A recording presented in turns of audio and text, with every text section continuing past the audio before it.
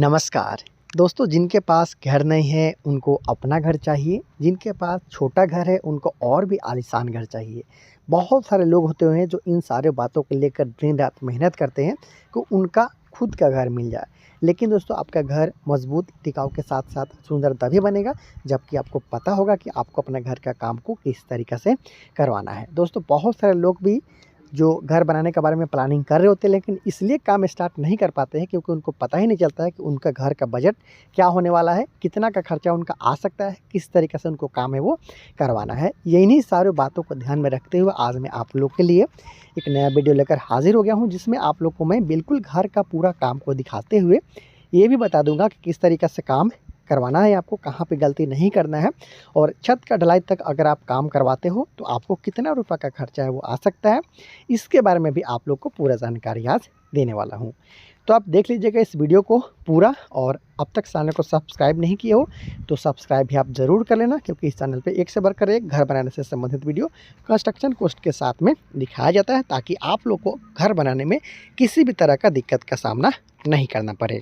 दोस्तों, सबसे पहले इस बनते हुए घर का जो अब तक का पूरा काम किया गया है इसके बारे में जान लेते हैं। उसके साथ साथ जानेंगे कि इसे बनाने में कितना का खर्चा है वो आया है।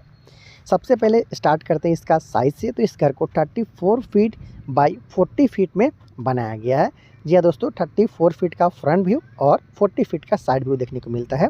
हिंदी में बोला जाए तो 40 फीट का आपको इस घर के लिए साइड व्यू देखने को मिलता है, और फ्रंट व्यू आपको 34 फीट का देखने को मिलता है। इस घर के अंदर भी चलेंगे, देखेंगे कॉलम और बीम के बारे में भी किस तरीके से काम किया गया है, खर्च के बारे में। लेकिन स्टार्ट करते हैं इसका फर्श का हाइट को लेकर। आपको पता है अगर ज़्यादा फर्श का हाइट रखते हो तो खर्चा आपका ज़्यादा आता है, हाइट इसका आप कम रखते हो घर का फर्श का तो आपका जो खर्चा है वो कम आता है। लेकिन इसे डिसाइड कैसे करना है आपको, इसके बारे में बहुत सारे लोगों के मन में कन्फ्यूज़न है। आइए मैं आपको बता देता हूँ। देखिए यहाँ पे 4.5 फीट के आसपास तक का ऊंचाई रखा गया घर का फर्श का, इस घर के ग्राउंड के लेवल से। लेकिन इसे डिसाइड कैसे किया जाता है इसके बारे में पहले आप जान लीजिए। आपको डिफरेंट एंगल से दिखाता हूँ नज़दीक जाकर, ताकि आप अच्छे तरीके से समझ पाए।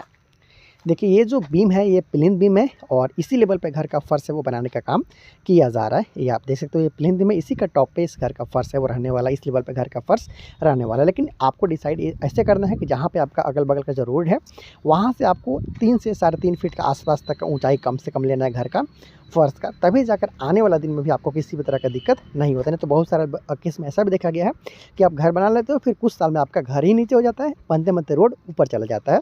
इसलिए आप 3.5 फीट के आसपास में कम से कम ऊंचाई जरूर प्राप्त कर ले घर का, जो आपका घर के बगल का घर का जो रोड है उससे।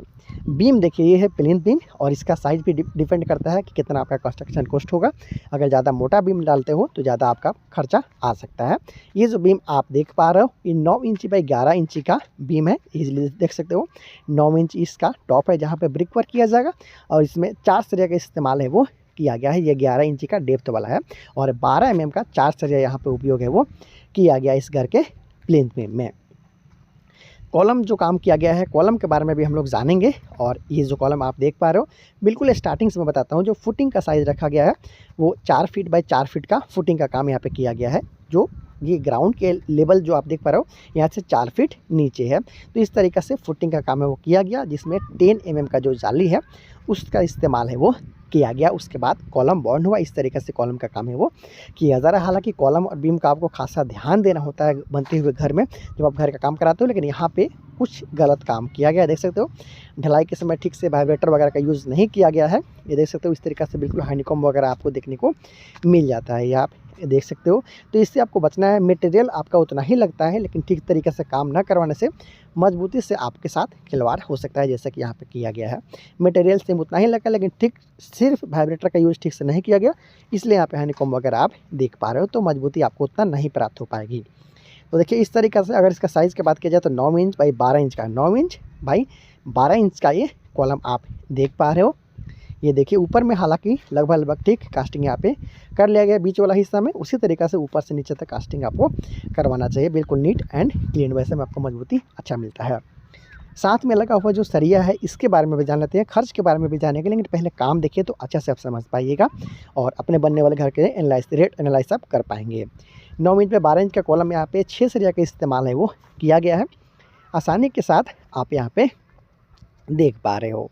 अगर आपको 3 तल्ला तक ले जाना है तो आप 12 mm का 6 सरिया उसका इस्तेमाल कर सकते हो। उससे ज़्यादा चले जाना है 4 तला तक तो आप 16 mm का भी 6 सरिया का इस्तेमाल कर सकते हो।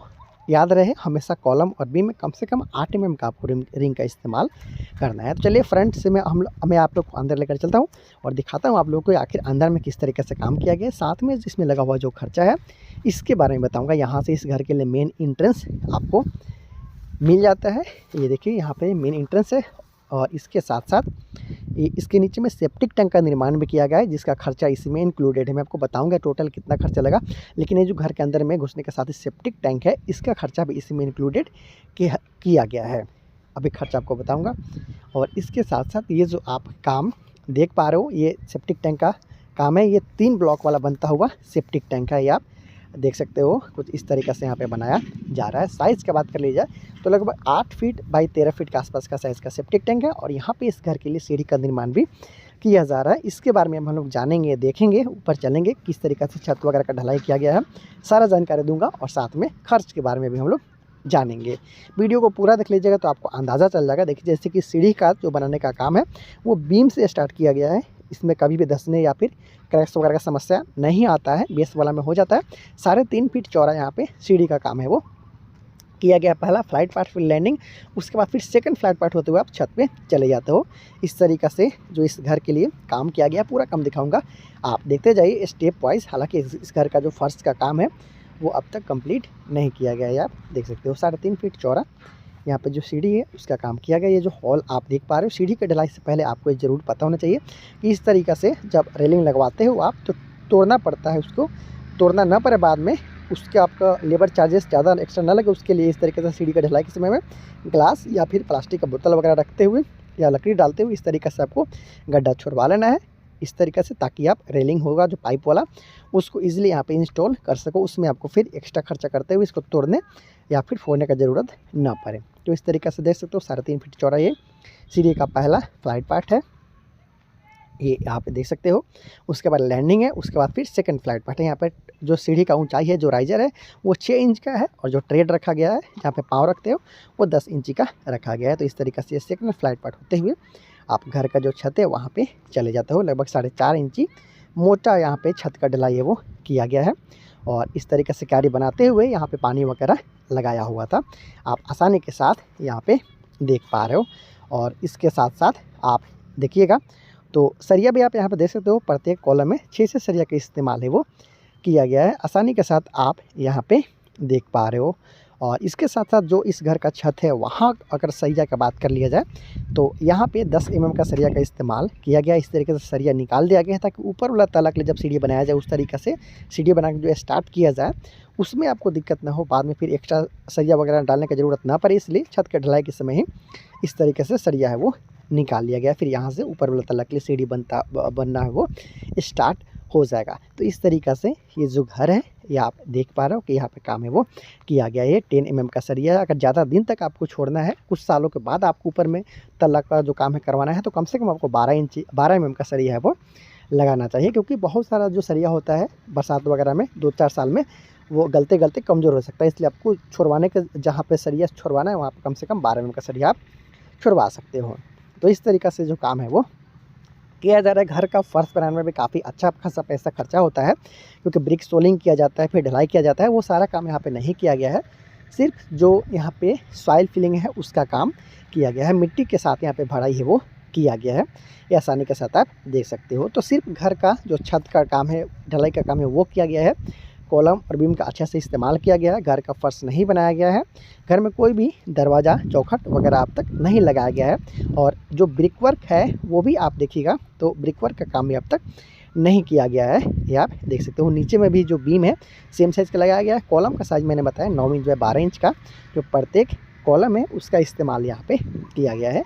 टोटल 16 कॉलम के साथ में इस घर को बनाया जा रहा है। देख सकते हो 4 कॉलम आपको उधर भी देखने को मिलता है। इस तरीके से भी 4-4 का लाइन में आपको टोटल 16 कॉलम का इस्तेमाल इस घर में देखने को मिल जा रहा है। साइज़ सेम है, सरिया भी यहाँ पे सेम इस्तेमाल किया गया है, 12 mm का 6 सरिया।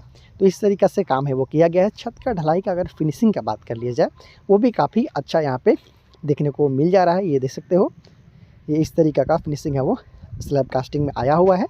हालांकि कुछ कॉलम में आपने देखा था गड़बड़ काम, लेकिन यहाँ पे उसे सुधार लिया गया है। एक अच्छा फिनिशिंग के साथ यहाँ पे इसका काम है वो किया गया है, आसानी के साथ आप यहाँ पे देख पा रहे हो। ब्रिक वर्क मैंने बताया आपको सिर्फ बाहरी दीवार का ही यहाँ पे किया गया है, अंदर का जो दीवार होगा, जो पार्टीशन वाल, वहाँ अभी तक ब्रिक वर्क नहीं किया गया है। आप आसानी के साथ देख सकते हो, मैं आपको दिखा देता हूँ। देखिए बाहर का जो दीवार है सिर्फ उसी का काम यहाँ पे किया गया है, अंदर का जो दीवार है वो करने का काम अभी पूरा बाकी है। शायद आप समझ गए होंगे। जैसे कि देखिए अंदर का जो भी बीम यहाँ पे लगाया गया है, उसके नीचे में कहाँ पे रूम बनेगा, कहाँ पे हॉल होगा, कहाँ पे डाइनिंग एरिया होगा, कहाँ पे किचन बनाया जाएगा, उसका अंदर का दीवार है वो अब तक काम स्टार्ट नहीं किया गया है। जैसे जैसे काम किया जाएगा मैं आप लोग को स्टेप वाइज बताऊंगा, और इस घर का फिनिशिंग तक का वीडियो आएगा, मैं आप लोग को बिल्कुल स्टेप वाइज बताते रहूँगा। तो दोस्तों अब जान लेते हैं कि आखिर इस घर का इतना काम करवाने में टोटल कितना रुपए का खर्चा अब तक आया है। उसके साथ साथ एक बात और बता दूं कि इस घर को 34 फीट बाई 40 फीट में बनाया जा रहा है। इसमें आपको 4 बेडरूम के अलावा हॉल के साथ साथ dining area, kitchen, toilet, bathroom के साथ में सीढ़ी और एक छोटा सा पूजा रूम भी आपको आने वाला दिन में देखने को मिलने वाला है। खर्च की बात किया जाए तो इस घर के ठेकेदार के अनुसार लेबर कॉस्ट के साथ साथ मटेरियल कॉस्ट को इंक्लूड करते हुए मतलब अब तक का जो टोटल खर्चा है वो 9,30,000 रुपये के आसपास में बताया जा रहा है, जिसमें अंदर का दीवार का जो काम है वो करना बाकी है, घर का फर्श वगैरह का काम अभी बाकी है, प्लास्टर वगैरह का काम भी आप देख पा रहे हो कि अब तक पूरा ही पूरा बाकी है। ऊपर में छत के ऊपर में पैरापेट वाल का काम अब तक नहीं किया गया है, सीढ़ी रूम भी नहीं बनाया गया है। हालांकि इस घर में सेप्टिक टैंक का निर्माण कर लिया गया है, जिसका खर्चा इसमें इंक्लूडेड किया गया है।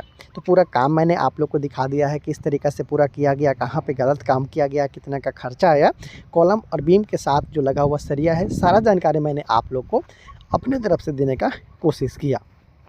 तो अगर आप इस तरीके का और भी बहुत सारा वीडियो देखना चाहते हो, निराला कंस्ट्रक्शन का आपको वीडियो पसंद आ रहा है तो प्लीज़ चैनल को सब्सक्राइब आप ज़रूर कर लीजिएगा। आने वाला दिन में जैसे जैसे इसका काम आगे बढ़ेगा स्टेप वाइज वीडियो आपको मिलता रहेगा, तो सपोर्ट जरूर कीजिए। मिलते हैं बहुत जल्द अगले वीडियो में, तब तक के लिए इंजीनियर प्रभात और पूरी निराला कंस्ट्रक्शन टीम को दीजिए इजाज़त। नमस्कार।